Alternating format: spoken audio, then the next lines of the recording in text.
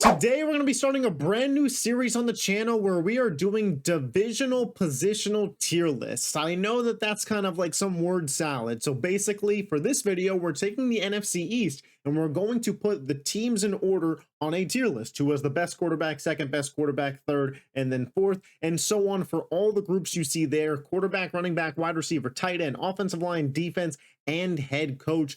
Today, we're doing the NFC East. That's, of course, Eagles, Cowboys, Commanders, Giants. But this is going to be a reoccurring series on the channel throughout the month of July. If you love the NFL, make sure you're subbed. But let's hop into this, and we'll start with quarterbacks. And to me, there's a top two, and I'm going to have Jalen Hurts over Jaden Daniels for the time being. They're very close to me in my personal rankings. I have these guys at 5 and 6 respectively. So if you want to switch it, I'm not going to argue with you too much. At the end of the day, I think it comes down to what do you value more.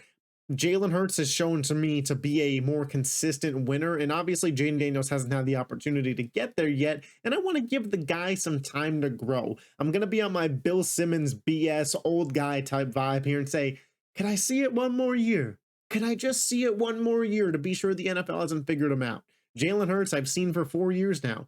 4 straight playoff trips, 2 NFC championships, 2 Super Bowl appearances, and 1 Super Bowl victory, as well a part of the most dominant play in the NFL right now in the tush push. He's a big reason for that. But again, him and Jaden are right there for me. I love the way that Jaden Daniels plays football. Feels like a point guard out there.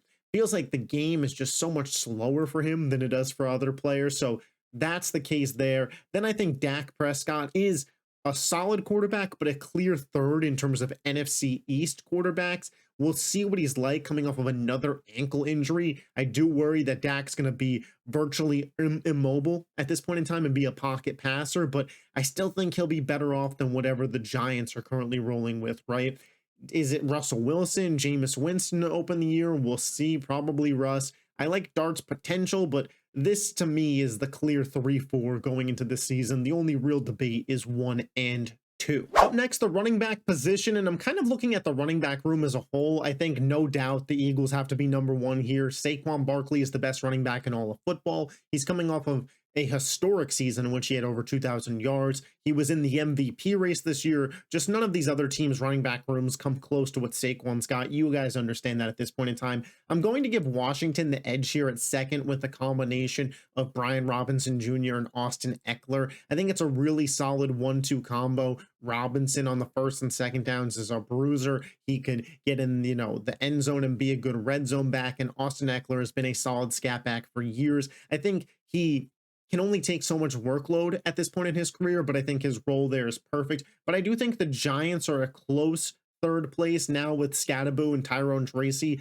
We'll see what Scadaboo is in the NFL. I'm a little skeptical, but could we certainly see these two teams swap by the end of this year? No doubt. And even the Cowboys, I don't hate their running back room of Javonte Williams, Miles Sanders, and Jadon Blue, but it's so much unproven. It's so much in recent memory has been bad for Javonte and Miles Sanders, and Jadon Blue I had as a lower prospect than Cam Scadaboo. But really, this could shape out 2 through 4 in any which way postseason. But when we're comparing Brian Robinson and rookies to Saquon Barkley, I think it's very clear Philly has to be number 1 at the running back position. This is a division that's loaded at wide receiver. I'm going to put Philly in first here. Here's the thing. AJ Brown, to me, is a top 3 wide receiver talent in football. Philly, not a pass-heavy offense, but AJ Brown, when you look at his PFF grades, when you look at him against man coverage, the highest success, when you see what he was able to do in the Super Bowl, and you see the numbers that he put up this year while missing time, if he had played a full season, it's still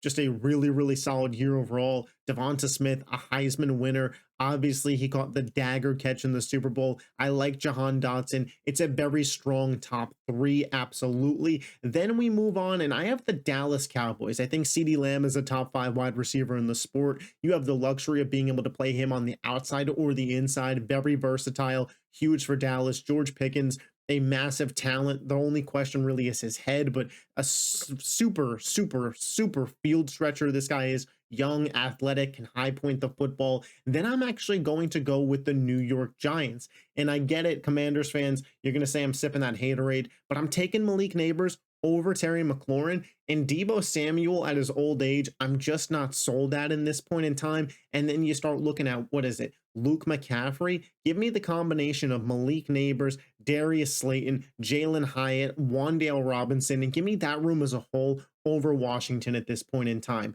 As well, I didn't even talk about it for Dallas, but their wide receiver 3 being Kevontae Turpin, what he brings as an explosive player is certainly worth that 3 slot. And I like Jalen Tolbert as well. So I'm going Philly because of the top end talent. I think their wide receiver duo of AJ Brown and Devonta Smith is first or second best in football and really carries top heavy. And for Dallas and New York, I like what they have more in terms of 2 through 4 than I do Washington. Terry's a beast, and the Commanders should certainly pay him, but they're last here. When it comes to tight ends, I'm going to put Dallas first in terms of an overall tight end room. They have some really solid depth, and I do think that Jake Ferguson is an underrated tight end in the sport. I think he's very dependable at this point in time for Dallas, and if we had seen a full healthy season out of Dak Prescott, I do think his season-long stats would have reflected this. I'm going to have Philly second. I still do like Dallas Goedert. He's not consistently great, but there are flashes where he is a real primetime player. That Saints game versus the Packers in the wild card weekend, he was really good. Washington, I have at 3 with Zach Ertz resurgence. I think he's older, but he's got that veteran presence, very dependable, was certainly great for Jaden Daniels during his rookie year, but another year older, we'll see. And then I got the Giants here. You're looking at Theo Johnson, Daniel Bellinger. I'm just not fully sold on this tight end room. There's some high potential, and I like the size that their tight ends have, but they're nothing special. We get to the offensive line rankings. I think Philly just by far the best here. Ultimately, Philadelphia has potentially the best offensive line in football. Lane Johnson, Jordan Mailata doesn't get better at the tackle spot. Cam Jurgens was an all-pro. You have Dickerson, and I believe it'll be Tyler Steen playing right guard for this team this year with Mekhi Becton departing. Obviously, it's a little bit of a downgrade for Philly based on what we know, but I think Steen is a very valuable piece and is fine. And the other 4 guys on the Philadelphia Eagles offensive line are absolute Pro Bowl level talent. I'm going to go Washington second. I think Washington put in some real steps to improve their offensive line this offseason. They brought in Laremy Tunsil. They drafted Josh Connolly Jr. at the tackle spot. So setting up your tackles of the future for Jaden Daniels this early in his career is very, very nice work. I'm going to go Dallas over New York because I do like their younger talent in the 5 guys across the line better than the Giants, but the Giants nowadays do have the best player in Andrew Thomas. So by the end of the year, could these guys flip-flop potentially? I think Philly and Washington hold strong at 1 and 2, though, when it comes to offensive line. We get to the defensive side of the ball, and again, I'm going to go with the Eagles as the #1 team here. I think that they have a top 3 defense in all of football. They certainly played that way last year. They lost some pieces post the Super Bowl run, but this defense is still full of studs. You got Jalen Carter. You got an all-pro linebacker in Zach Bond. You have Quinyon Mitchell, Cooper DeJean, Nolan Smith. The team drafted Jahad Campbell, drafted Andrew Makumba. Like, this is a very, very solid team. The defense is still super strong. Vic Fangio's got a great group there.